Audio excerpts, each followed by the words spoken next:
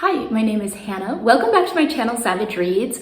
I have read some really interesting books this week. As you can see, I'm picking this background for this video. We'll see where I end up, but I think I'll stick with this one for today. And I'm excited to talk about the books, but first, an embroidery project update. So my amazing brother sent me a beautiful picture from one of his hikes, and so I will show that right here. And I am trying to recreate that in thread. And it's a little tricky to recreate that red rock. I don't know how to do that in stitching. I'm just kind of winging it. So here's what I have so far. I have kind of the outline drawn out. I started with these trees, right? And this is what I'm kind of doing to make that rock. And I don't know if it's really working, but I'm going to stick with it because at this point, I'm committed. So I need to fill in all of this in that really pretty red rock kind of look. And then I have the trees and then need to fill in kind of the grasses and the mountains. I'm not really sure what to do with it. The other projects I've had a really clear vision of how I am going to get the look I want, how I'm going to make the leaves, how I'm going to do things. And this one, it's taking me a little bit to figure it out. So hopefully it ends up somewhere pretty. I'm starting in with this and we'll see where it goes in the next week or so. So the first book that I want to talk about was a recommendation from the channel Triumphal Reads. So I will make sure to link the channel down below. Make sure to go check it out. And I picked up Exercise, Why Something We Never Evolved to Do is Healthy and Rewarding by Daniel E. Lieberman. And this is going through the history of exercise, how it wasn't really a thing in these communities a long time ago, and in a lot of traditional communities it still isn't really a thing, and how did we decide that this is something we need to do? Why is it good for us? What do we need to be doing every week? And I thought there were some really interesting aspects to this. It made me think of a book that I read a few years ago called Born to Run that talked about long distance running, and it does mention some of that. It talks a little bit about some of these groups that can run super long distances, but the thing is, they're not training every day. Why do we feel like that is something important? And when we realize that it's important, how is it healthy for us? And looking into some of that, I think that he definitely tried to approach it as not a self-help book, right? This is more of a history and an informative book, but there were a few aspects of the book that I feel like veered into telling me how to live my life, and I was not here for that. I think that while the information was interesting, my personal take from it was, don't tell me what to do. I'm not going to exercise. How dare you tell me what to do? And that's probably me just feeling kind of oppositional, but I didn't feel like it was inspiring in the exercise thing other than you should do it. It's good for you. You have to do it. And I think if you're looking for motivation to exercise, this is not really going to help you. It is going to tell you what you already know. Exercise is good for you. You should do it. You should get this much exercise a week, instead of saying, here's some ways to incorporate it into your life in a better way. And I just feel like while it wasn't trying to be self-helpy, it was telling me enough of what I should do without giving me actual things that I could incorporate in my life. It made me less inclined to exercise coming out of it.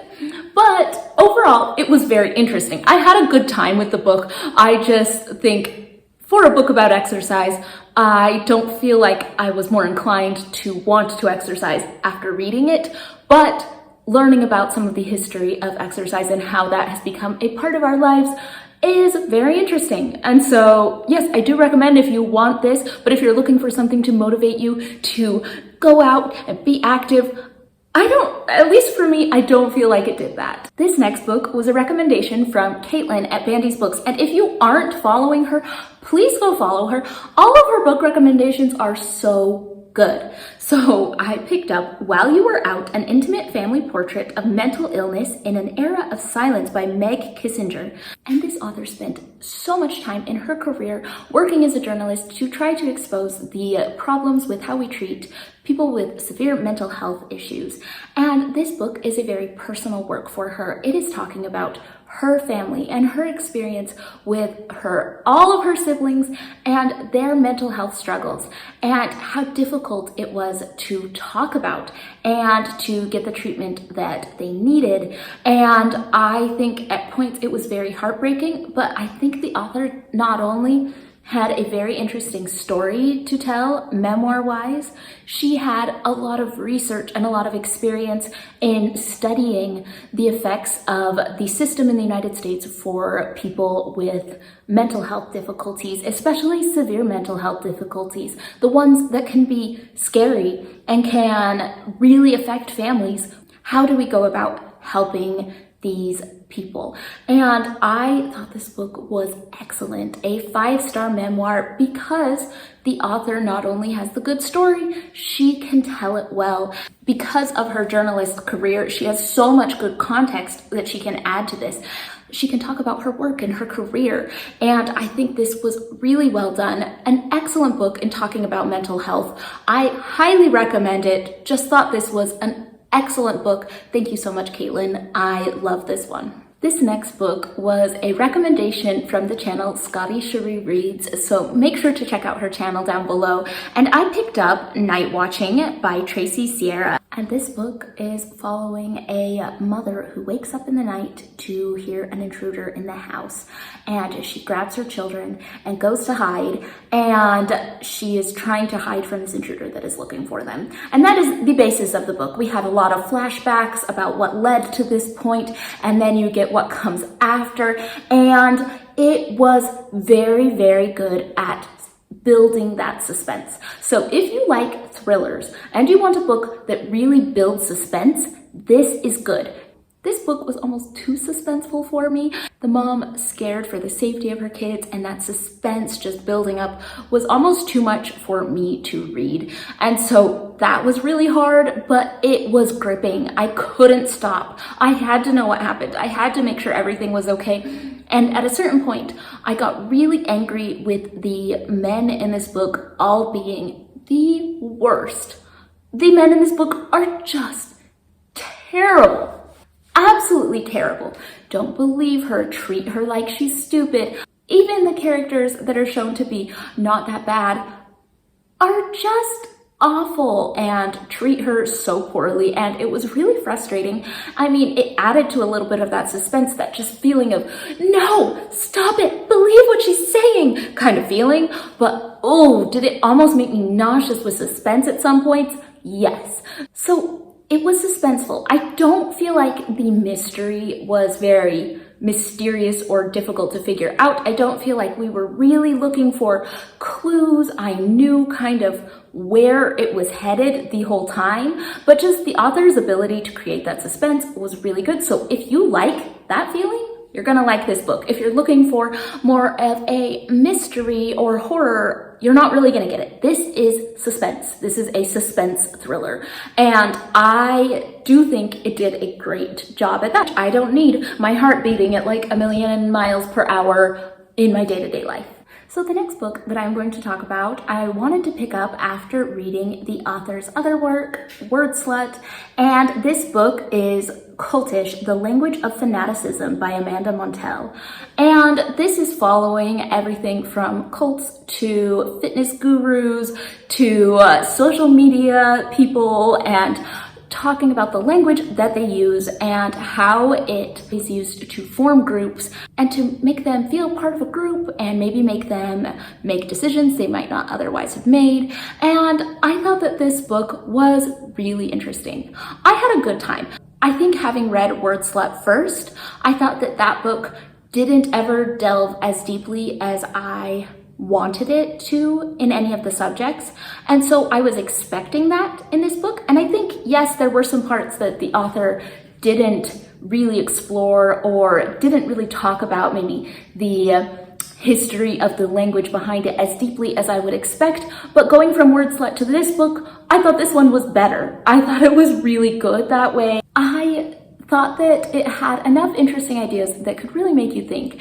And what it made me think about is the groups that I am a part of and what language they use and how I can be better at the language that I use to make sure that people are feeling heard and not feeling like they can't ask questions. And also to think, how much am I buying in to the groups that I am in? So I started a new yoga class, and what is she saying that is making me feel like a part of the group? And how much am I buying into what she's selling? I think it's important to analyze how we interact with groups and how we use language ourselves. If we go to church and someone says, oh, well, if you don't understand that, you're just not spiritual enough. Isn't that just shutting down conversation? And shouldn't we be better at being open to discussing and questioning and figuring things out?